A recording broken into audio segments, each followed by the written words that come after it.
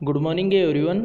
आज 5 जून 2020 और 5 जून से करंट अफेयर्स के जितने भी इम्पोर्टेंट क्वेश्चन बनेंगे उनको डिस्कस करेंगे डिटेल में इस वीडियो में। और आज वर्ल्ड एनवायरनमेंट डे यानी विश्व पर्यावरण दिवस भी है 5 जून को। तो इसकी थीम और कल बताएंगे इस क्वेश्चन को। तो प्रत्येक क्वेश्चन के साथ स्टैटिक जीके के इंपॉर्टेंट फैक्ट भी दिए जाएंगे जो कि बहुत इंपॉर्टेंट हैं एग्जाम पॉइंट ऑफ व्यू से। और प्रत्येक कंट्री और प्रत्येक स्टेट को मैप के माध्यम से दिखाया जाएगा। अगर किसी भी क्वेश्चन से किसी भी जगह कोई भी प्रॉब्लम हो कमेंट बॉक्स में बताएं। तो स्टार्ट करते हैं आज की करंट अफेयर। चलते हैं फर्स्ट क्वेश्चन पर। फर्स्ट क्वेश्चन है वेरी इंपॉर्टेंट है। हाल ही में CII के अध्यक्ष के रूप में किसने पदभार संभाला है? CII यानी कॉन्फेडरेशन ऑफ इंडियन इंडस्ट्री। तो इसके अध्यक्ष के रूप में पदभार संभाला है उदय कोटक ने। तो उदय कोटक, कोटक महिंद्रा बैंक के MD एंड CEO हैं उदय कोटक। यही है उदय कोटक। और यही बने अभी CII यानी कॉन्फेडरेशन ऑफ इंडियन इंडस्ट्री यानी भारतीय उद्योग परिसंघ। तो इसी के अध्यक्ष के रूप में पदभार संभाल लिए हैं उदय कोटक ने। उसके अलावा बजाज फिनसर्व लिमिटेड के अध्यक्ष थे संजीव बजाज। इनको उपाध्यक्ष नियुक्त किया गया है CII का। और अभी तक CII के अध्यक्ष कौन थे? विक्रम किर्लोस्कर। तो ये अभी तक CII के अध्यक्ष थे। और उसके अलावा अगले उम्मीदवार हैं इसके अध्यक्ष के TV नरेंद्रन। तो ये टाटा स्टील लिमिटेड के MD एंड CEO हैं TV नरेंद्रन। तो ये अगले उम्मीदवार हैं CII के अध्यक्ष पद के। ध्यान रखें। तो उदय कोटक बने कॉन्फेडरेशन ऑफ इंडियन इंडस्ट्री के अध्यक्ष। बात करें कॉन्फेडरेशन ऑफ इंडियन इंडस्ट्री की स्थापना हुई थी 1895 में। हेडक्वार्टर इसका नई दिल्ली में। तो ऐसे ही प्रत्येक क्वेश्चन के साथ स्टैटिक जीके के इंपॉर्टेंट फैक्ट दिए जाएंगे। अगर इस चैनल को पहली बार देख रहे हैं तो चैनल को सब्सक्राइब करके बेल आइकन को जरूर दबाएं जिससे कि सारी वीडियो आप तक पहुंच सकें। तो इस चैनल से आपको निश्चित ही हेल्प मिलेगी करंट अफेयर के साथ साथ स्टैटिक जीके के लिए। नेक्स्ट क्वेश्चन है हाल ही में BAFTA के नए अध्यक्ष के रूप में किसने नियुक्त किया गया है? तो ये नियुक्त किए गए हैं कृष्णेंदु मजूमदार। यही है कृष्णेंदु मजूमदार। और इन्हीं को ही बाफ्टा का अध्यक्ष नियुक्त किया गया है। और जो बाफ्टा का जो 73 साल का इतिहास है उसमें पहली बार इसका अध्यक्ष बना है कोई अश्वेत व्यक्ति। तो पहली बार अश्वेत व्यक्ति इसका अध्यक्ष बना है बाफ्टा का। और ये पिप्पा हैरिस का स्थान लेंगे कृष्णेंदु मजूमदार। तो ये पिप्पा हैरिस का स्थान लेंगे। अभी तक अध्यक्ष थे पिप्पा हैरिस, अब बनेंगे कृष्णेंदु मजूमदार। बात करें बाफ्टा की तो इसकी फुल फॉर्म है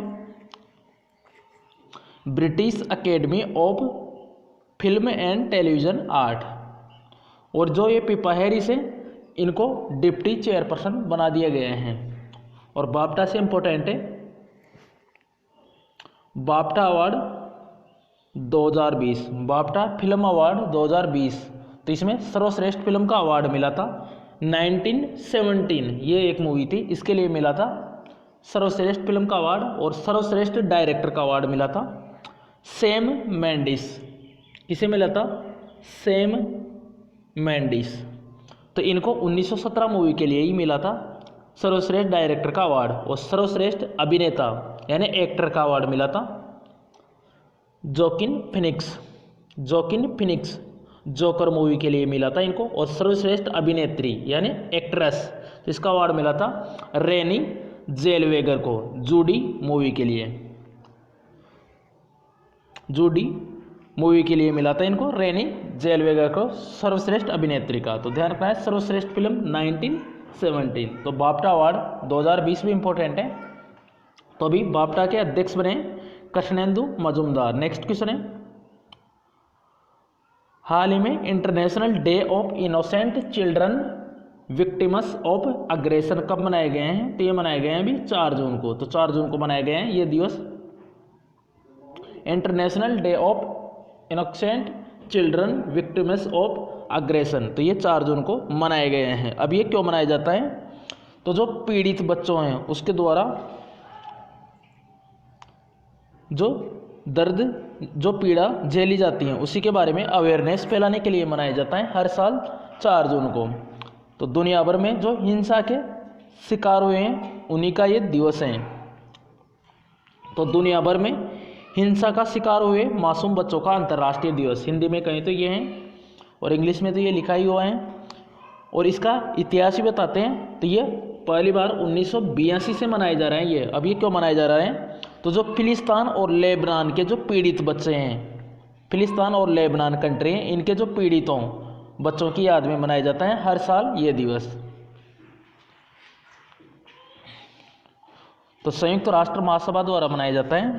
तो ये 4 जून को मनाया जाता है international day of innocent children victims of aggression. उसके अलावा 5 जून को आज विश्व पर्यावरण दिवस मनाया जाएगा।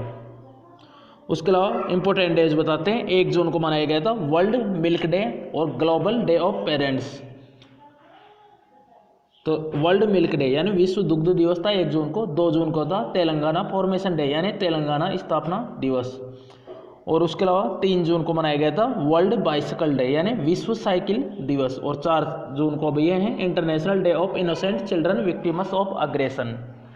नेक्स्ट क्वेश्चन है,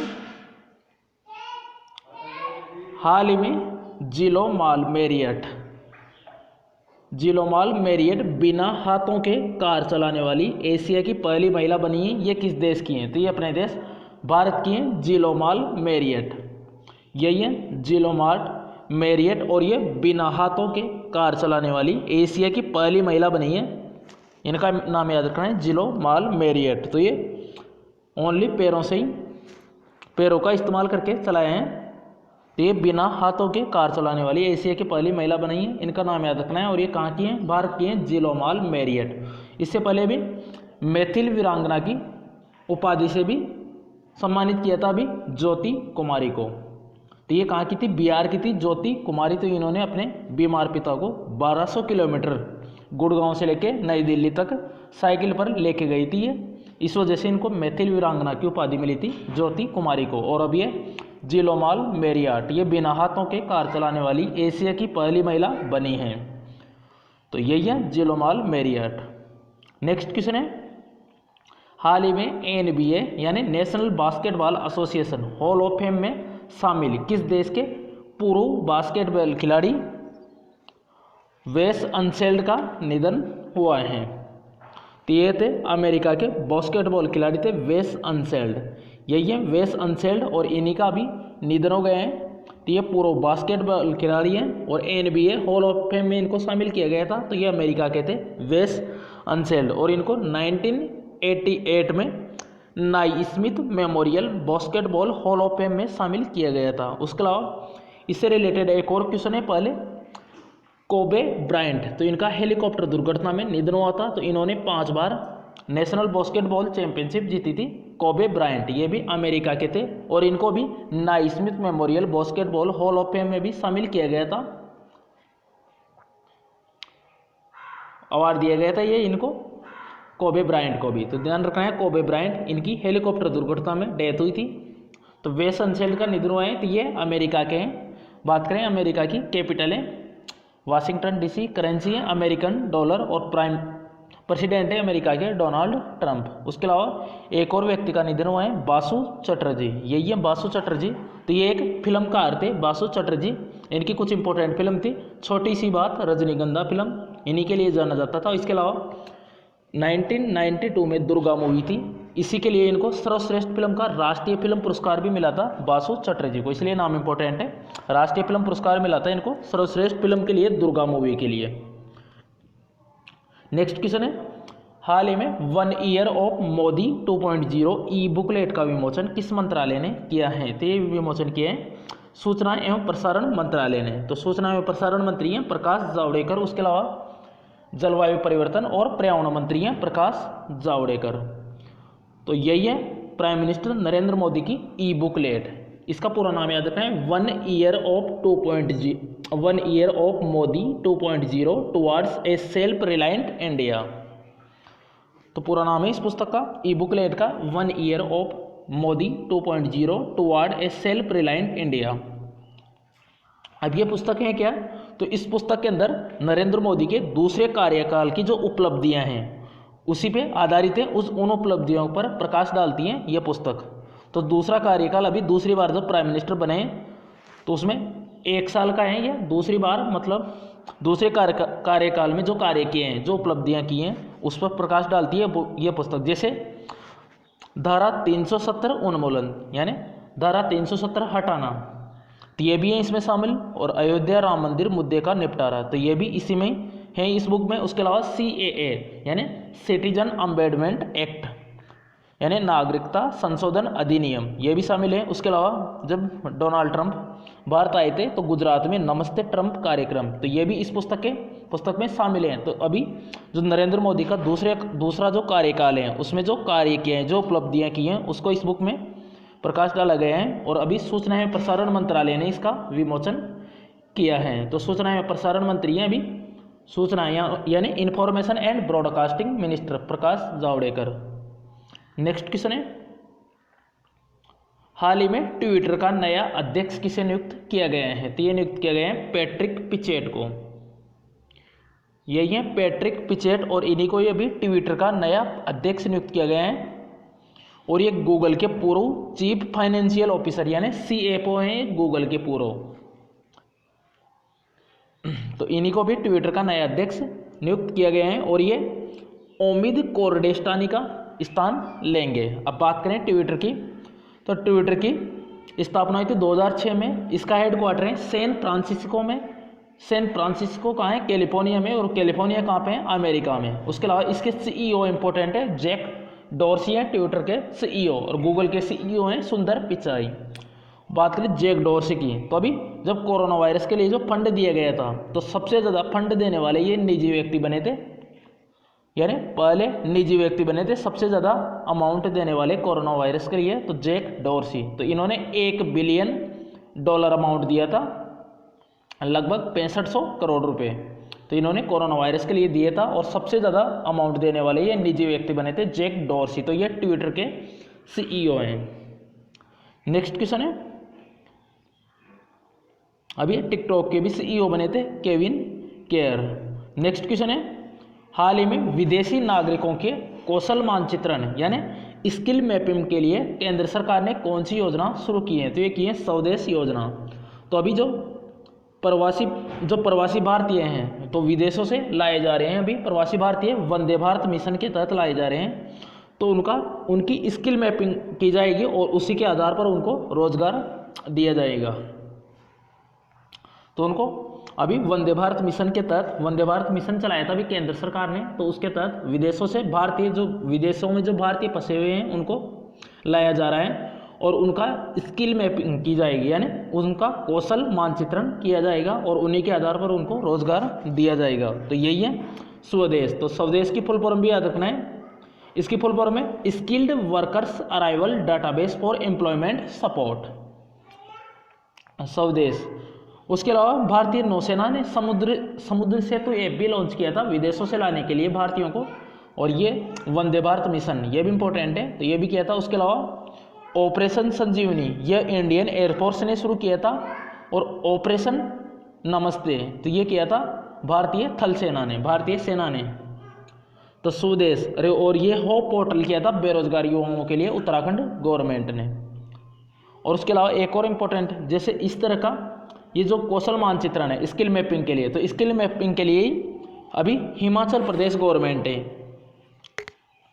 हिमाचल प्रदेश गवर्नमेंट ने अभी स्किल रजिस्टर लॉन्च किया है, ऑनलाइन पोर्टल किया है, skill register online portal launch किया है अभी हिमाचल प्रदेश गवर्नमेंट में। अब ये भी इसी की तरह है, जैसे जो प्रवासी श्रमिक हिमाचल प्रदेश में आए हैं तो उनको स्किल किया जाएगा, उनका भी स्किल मानचित्रण स्किल मैपिंग की जाएगी और उसी के अकॉर्डिंग उनको रोजगार दिया जाएगा।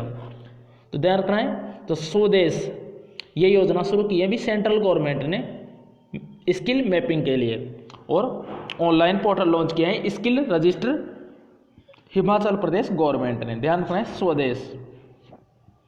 नेक्स्ट क्वेश्चन है, हाल ही में खाली पड़े बेडों और उसके अलावा जो वेंटिलेटर हैं उनका पता लगाने के लिए किस राज्य सरकार ने ऐप लॉन्च किया है, तो ये लॉन्च किया है दिल्ली गवर्नमेंट ने, तो अभी दिल्ली गवर्नमेंट ने जितने भी जो अस्पताल हैं दिल्ली में उनमें जो खाली बेड पड़े हैं और वेंटिलेटर पड़े हैं तो उनके बारे में पता लगाने के लिए ऐप लॉन्च किया है और इस ऐप का नाम याद रखना है कोरोना दिल्ली ऐप। तो कोरोना दिल्ली ऐप लॉन्च किया है अभी दिल्ली गवर्नमेंट ने। तो कितने बेड, तो किस अस्पताल में कितने, किस हॉस्पिटल में कितने खाली बेड पड़े हैं और कितने वेंटिलेटर पड़े हैं उनका पता लगाने के लिए है ये कोरोना दिल्ली ऐप। और बात करें दिल्ली की तो दिल्ली के चीफ मिनिस्टर हैं अरविंद केजरीवाल और लेफ्टिनेंट गवर्नर हैं अनिल बैजल। तो जितने भी जो केंद्र शासित प्रदेश होते हैं उनमें लेफ्टिनेंट गवर्नर यानी उपराज्यपाल होते हैं और जितने भी राज्य हैं उनमें राज्यपाल यानी गवर्नर होते हैं। उसके अलावा दिल्ली भारत की राजधानी कब बनी थी? इनसे पहले कोलकाता थी, दिल्ली से पहले 1911 में इसकी घोषणा हुई थी और 1912 में दिल्ली भारत की राजधानी बनी थी। इसके अलावा दिल्ली का जो अभी नई दिल्ली नाम है ये 1927 में पड़ा था और नई दिल्ली 13 फरवरी 1931 को भारत की राजधानी बनी थी। तो ये याद रखना है दिल्ली से। नेक्स्ट क्वेश्चन है, हाल ही में राष्ट्रीय उर्वरक लिमिटेड के CMD यानी चीफ मैनेजिंग डायरेक्टर का पदभार किसने संभाला है? तो ये संभाला है वीरेंद्र नाथ दत्त यानी VN दत्त, यही है वीरेंद्र नाथ दत्त। और इन्होंने नेशनल फर्टिलाइजर लिमिटेड इसके अध्यक्ष के रूप, इसके CMD यानी चीफ मैनेजिंग डायरेक्टर का अतिरिक्त पदभार संभाला है इन्होंने। और ये मनोज मिश्रा का स्थान लेंगे, इनका स्थान लेंगे मनोज मिश्रा का वीरेंद्र नाथ दत्त। उसके अलावा बात करें नेशनल फर्टिलाइजर लिमिटेड, इंग्लिश में कहते हैं इसको NFL शॉर्ट में, तो नेशनल फर्टिलाइजर लिमिटेड राष्ट्रीय उर्वरक लिमिटेड, इसकी स्थापना हुई थी 1979 में। इसका हेडक्वार्टर है नोएडा यानी UP में, उत्तर प्रदेश में। उसके अलावा ऑप्शन ए में दे रखा है संगीता रेड्डी, ये फिक्की की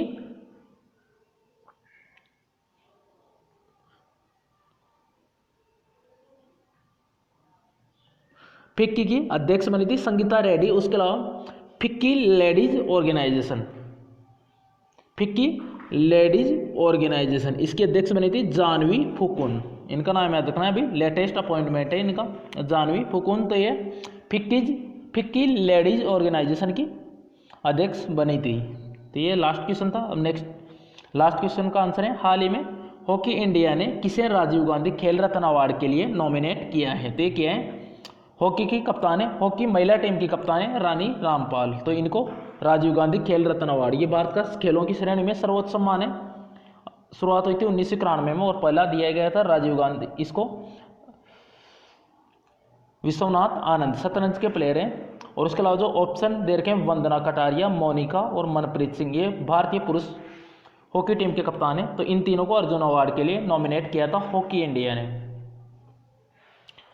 उसके अलावा विनेश फोगाट को भी किया गया है नामांकित राजीव गांधी खेल रत्न अवार्ड के लिए। और उसके अलावा रोहित शर्मा को भी BCCI ने भी नॉमिनेट किया था। उसके अलावा मनिका बत्रा, विनेश फोगाट, इनको भी नॉमिनेट किया है राजीव गांधी खेल रत्न अवार्ड के लिए। और अंजुम मोदगिल, इसको भी national rifle association of India ने नॉमिनेट किया था। तो ये ध्यान रखना है। और उसके अलावा 2019 का जो राजीव गांधी खेल रत्न अवार्ड मिला था, ये मिला था बजरंग पूनिया, ये पहलवान है, और एक दीपा मलिक पैरा एथलीट है। अभी इन्होंने संन्यास की घोषणा की थी, पैरा एथलीट थी दीपा मलिक, तो वो अभी पैरा एथलेटिक समिति के अध्यक्ष बनाई गई हैं। तो ये ध्यान रखना है। अब देखते हैं आज का क्वेश्चन है, हाल ही में वर्ल्ड बाइसिकल डे यानी विश्व साइकिल दिवस कब मनाए गए हैं? तो इसका करेक्ट आंसर कमेंट बॉक्स में जरूर बताएं। वीडियो पसंद आए तो लाइक एंड शेयर करें। किसी भी स्टडी रिलेटेड व्हाट्सएप और फेसबुक ग्रुप में, और चैनल को सब्सक्राइब करके बेल आइकन को जरूर दबाएं, जिससे कि सारी वीडियो आप तक पहुंच सकें डेली करंट अफेयर के। अगर किसी भी क्वेश्चन से कोई भी प्रॉब्लम हो कमेंट बॉक्स में बताएं, या अपनी प्रॉब्लम इन व्हाट्सएप नंबर के थ्रू शेयर करें, तो इस चैनल से आपको निश्चित ही मदद मिलेगी। तो ये करंट अफेयर के साथ साथ स्टैटिक जीके के लिए भी हेल्पफुल है। तो thanks for watching this video. Thanks all friends.